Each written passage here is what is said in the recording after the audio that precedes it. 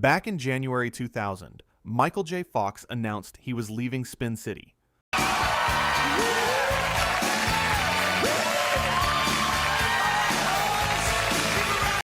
The producers needed a replacement fast, and when they offered the job to Charlie Sheen, his response was perfect.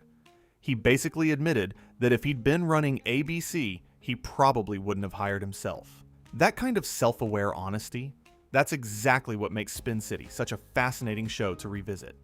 Look, on the surface, this was a pretty straightforward workplace comedy. Deputy Mayor of New York, quirky staff, political hijinks, but behind the scenes, this show was built on Hollywood deception, hidden medical diagnoses, secret babysitting gigs between future celebrities, and one of the wildest lead actor swaps in TV history. Today, we're counting down 15 weird facts about Spin City. Facts that prove this show was way more interesting than most people remember. Whether you watched it every week back in the 90s, or you've never seen a single episode, I guarantee you're going to learn something surprising. And hey, if you're into deep dives on classic TV like this, do me a favor. Hit subscribe, drop a like. It genuinely helps the channel grow. All right, let's get into it. Number 15. The show almost had a different name. Mike, this is Tommy Dugan. Hey. We're kicking things off with something simple, but fun. Spin City was never supposed to be called Spin City. The original title was just Spin. One word, clean and punchy. It captured the whole political spin doctor concept perfectly. But there was a problem. Spin magazine already existed, and ABC couldn't lock down the naming rights. So the writers improvised. They just tacked City onto the end. And honestly, Spin City probably works better anyway. It tells you exactly where you are and what the show's about. But it's funny to think this Golden Globe winning series got its name through a legal workaround, not some brilliant creative brainstorm. Number 14. Alan Ruck snuck in a Ferris Bueller Easter egg. I feel bad that Mike had to throw himself on the sword like that, but it comes with the territory. Now let's talk about Alan Ruck. Most people know him as Cameron Fry from Ferris Bueller's Day Off. The anxious best friend, the guy who accidentally destroys his dad's Ferrari. On Spin City, he played Stuart Bondek, this womanizing kinda sleazy PR guy.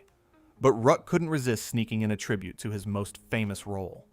In the season 5 episode, Hey Judith, his character shows up to a Rangers game at Madison Square Garden wearing a Detroit Red Wings jersey.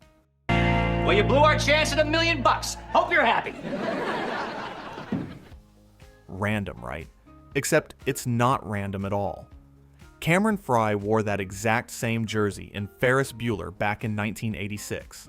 It was a deliberate callback, a little wink for fans who'd been following his career, and it's exactly the kind of Easter egg that makes rewatching old shows so rewarding. Number 13. The creator didn't want one of the show's best actors. Well, Miss Speedy Fingers, it says here that you were let go from the Department of Public Works. I'm sorry, that's strike two. We're downsized. Okay, here's a behind-the-scenes fact that almost changed everything. Richard Kind played press secretary Paul Lasseter. He was one of the most beloved characters on the show. That neurotic energy, that perfect comedic timing. He made every scene better. But here's the thing. Creator Gary David Goldberg didn't want him. At all. Goldberg was convinced Kind wasn't right for the part. He didn't even want him to audition. It took co-creator Bill Lawrence fighting hard to give Kind a shot. Lawrence won that battle, and thank God he did. Kind became essential to the show's chemistry. Oh, and here's a weird bonus fact. The mayor character, Randall Winston, was named after the show's actual associate producer, a guy literally named Randall Winston. The real Winston asked Barry Bostwick to make the character popular so he could start getting better tables at New York restaurants. Even weirder, the character Carter Haywood was also based on the same real-life Randall Winston. As Winston himself explained in a DVD extra, Both he and the character were bald, gay, black men living in New York. So, one actual person inspired two completely different characters on the same show. Number 12. The original female lead vanished, and two versions of one episode exist. So am I to understand that you actually believe the garbage pickup will resume tomorrow morning? Yes. Yes. When Spin City premiered, it wasn't just the Michael J. Fox show. Carla Gugino co-starred as Ashley Schaefer, a reporter who was Mike Flaherty's love interest. The early promos positioned that romance as central to the whole premise. But then something shifted. Midway through season 1, Gugino was written out entirely. The producers realized the political workplace comedy could stand on its own.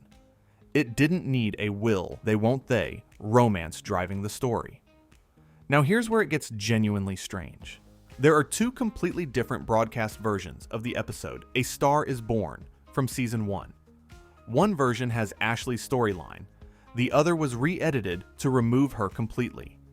Depending on which version aired in your market, you literally watched a different episode. There are rumors that Fox's real-life wife, Tracy Pollan, wasn't happy about the on-screen chemistry between Fox and Gugino. I gotta be upfront though, that story comes from gossip sources, not confirmed reporting. What we know for sure is that Gugino left. Two versions of that episode exist, and the show pivoted hard very early on. Number 11. Stephen Colbert hired Jennifer Garner to babysit. It's nice of you to take the bus back to Wisconsin with me, James. Oh, well, I really wanted to see my folks. Alright, this one's just delightful. In the season, one Thanksgiving episode called The Competition, two actors appeared in small guest roles. One played a city council spokesman. The other played a high school sweetheart. Neither one was famous yet. Those two actors? Stephen Colbert and Jennifer Garner. This was years before the Colbert Report. Years before Alias made Garner a star. They were just two working actors trying to get screen time on a hit sitcom. But here's the kicker. After they wrapped filming, Colbert asked Garner to babysit his daughter. Garner later told the New York Times that Colbert was, to put it politely, incredibly cheap. He paid her less than $10 an hour. So before she was Sydney Bristow, before she married Ben Affleck, Jennifer Garner was babysitting for the future Late Show host, making basically minimum wage. Hollywood, man. It's a weird place. Number 10. The co-creator was 25 and got schooled by Fox. Mike, don't say it. Today you'll be Stewart's assistant. I wish you would have told me that before I came in. Bill Lawrence is a legend now. He created Scrubs, Cougar Town, Ted Lasso. But when he co-created Spin City with Gary David Goldberg, he was just 25 years old. That made him one of the youngest showrunners on a major network comedy. And Michael J. Fox made sure to humble him early. Lawrence once gave Fox very specific direction on how to deliver a joke. He had a particular vision, a precise way he wanted the line read. Fox listened, nodded, then completely ignored the direction and did it his own way. The studio audience exploded with laughter. Fox turned to the young writer and asked, in much more colorful language, if he was happy now. Message received. Trust your actors. They usually know their characters better than you do. Lawrence took that lesson into every show he made afterward. Number 9. The pilot was written in 4 days, and Fox said yes in 15 minutes. They are now officially on strike. Mike, I need something to tell the press. They're killing me. Strike's over, Paul. Finished.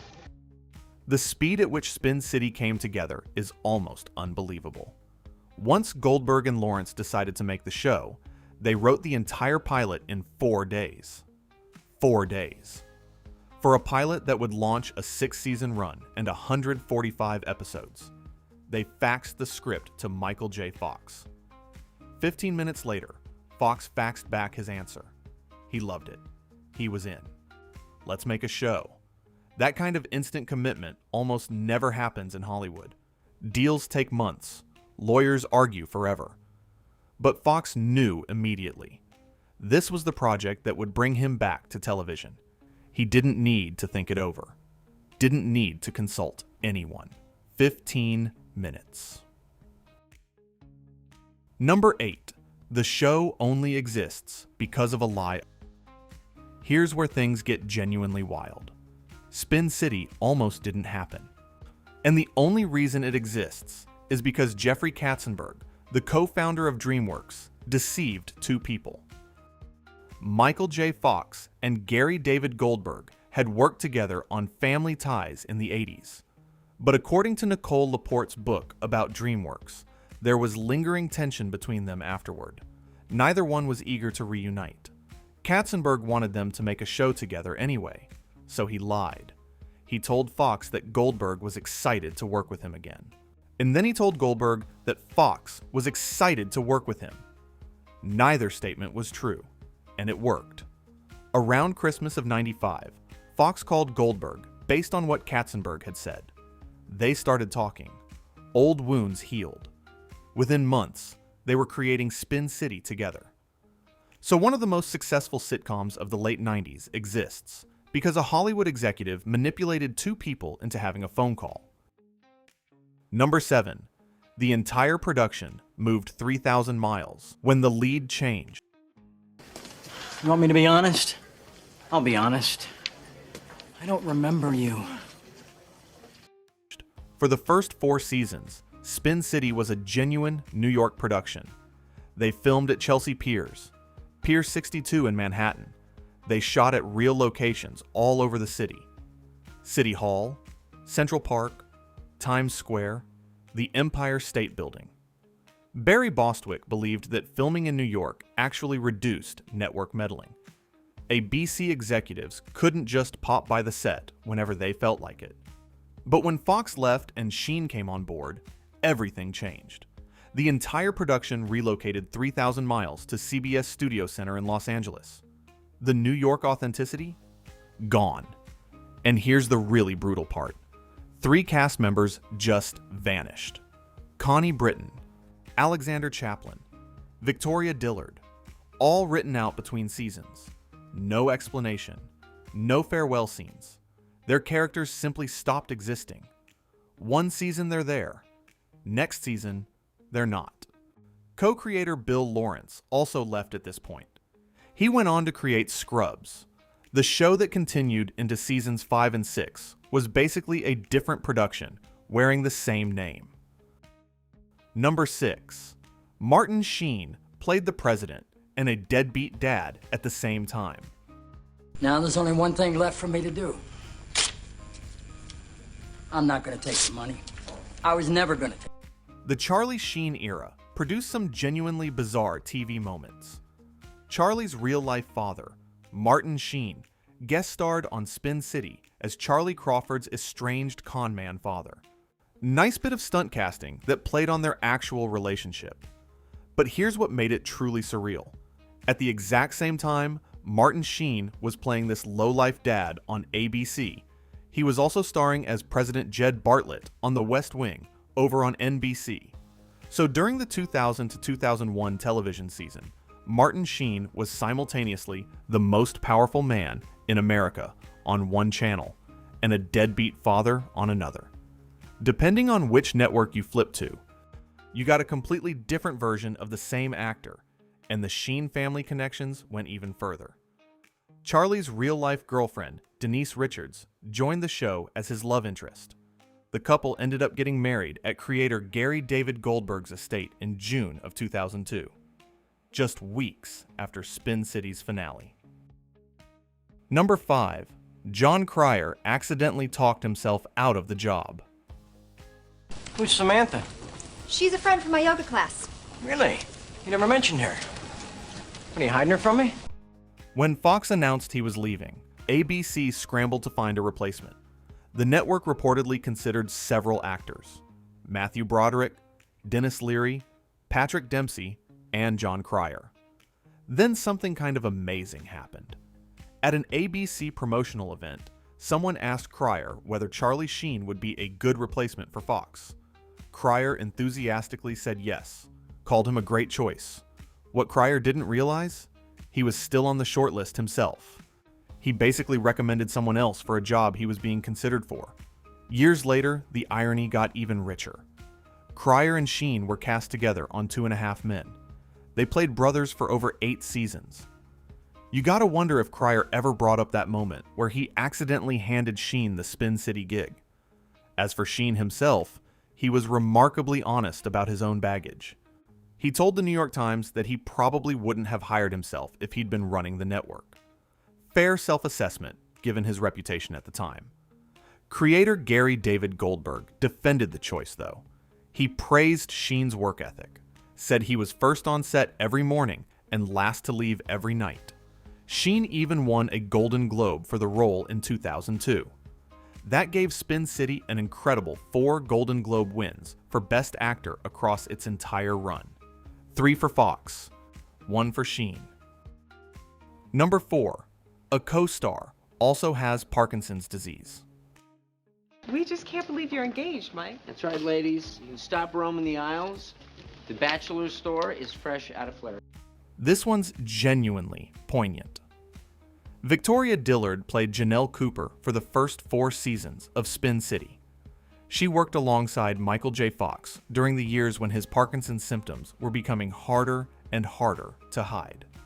What nobody knew at the time, and what only came out years after the show ended, is that Dillard herself also lives with Parkinson's disease. And the same condition that forced Fox to leave the show also affected one of his co-stars. There's something deeply moving about that. 2 people working together on a sitcom, delivering comedy to millions of viewers, both privately dealing with the same progressive condition. It puts the whole show in a different light. Number 3. Fox's Farewell drew over 32 million viewers and was packed with Easter eggs. I authorized all favors done for him, so I alone am totally responsible. Michael J. Fox's final episode as a regular cast member aired May 24th, 2000. It was called Goodbye, and it absolutely dominated the ratings. The 2-part farewell pulled in 32.8 million viewers. That was the show's all-time peak. It was ABC's best Wednesday 9 p.m. performance since Ellen's famous coming out episode. It even beat the Friends season finale that same week, which drew about 30 million. But the episode wasn't just a ratings win. It was stuffed with callbacks to Fox's earlier career. Specifically, family ties. Michael Gross showed up. He'd played Fox's TV dad on Family Ties. Here, he appeared as a therapist. And his secretary in that episode? She was named Mallory. Same name as Fox's sister on Family Ties. In the epilogue, Mike Flaherty mentions meeting a Republican senator named Alex P. Keaton. That was, of course, the iconic character Fox played for 7 seasons in the 80s. Earlier in Spin City's run, Meredith Baxter, Fox's TV mom from Family Ties, had also appeared as Mike Flaherty's mother. So both of Fox's Family Ties parents showed up on Spin City. It was clearly a farewell to more than just one character. It was a goodbye to Fox's entire era of network television stardom. Number 2. Live audiences waited up to 90 minutes for Fox's medication to work. Spin City was a multi-camera sitcom filmed in front of a live studio audience. That format demands energy, precise timing, an actor who can hit their marks consistently. For Michael J. Fox, whose Parkinson's symptoms fluctuated depending on his medication, this created massive challenges. Co-star Connie Britton later described what it was like. She said Fox was seriously struggling with his own body. There'd be delays of up to an hour and a half. A live audience just sitting there, waiting for Michael's medication to kick in so they could continue. Picture that.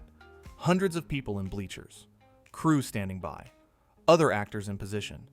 Everyone just waiting for Fox's body to cooperate enough to shoot the next scene. Fox himself talked about this in the 2023 documentary, Still, a Michael J. Fox movie. He said he consumed dopamine pills constantly, not for comfort, purely to hide his symptoms from the world. He also anchored himself against furniture throughout later seasons, leaning on desks, leaning on walls, anything to mask the tremors.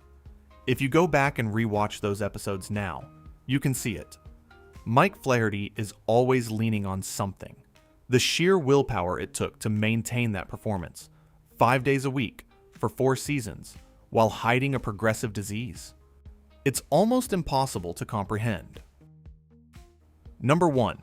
Fox hid his Parkinson's diagnosis for 7 years. My grandmother thought that a homosexual was a person who slept with one person their whole life. And that brings us to the biggest fact, the secret that hung over everything. Michael J. Fox was diagnosed with early onset Parkinson's disease in 1991. He was 29 years old. He'd noticed a tremor in his pinky finger while filming Doc Hollywood. Doctors confirmed the diagnosis shortly after. He told almost no one, just close family. For 7 years, Michael J. Fox kept his Parkinson's diagnosis completely private, while continuing to work at the absolute highest level of Hollywood. He didn't tell the Spin City cast and crew until the show's 3rd season, 1998, 99. And even then, it wasn't a public announcement. Just the people he worked with every day finally learning what he'd been hiding. The public reveal came in November 98. A People magazine cover story. An interview with Barbara Walters. Fox also disclosed that he'd undergone brain surgery, a procedure called a thalamotomy, back in March of that year, done to reduce his tremors. 7 years.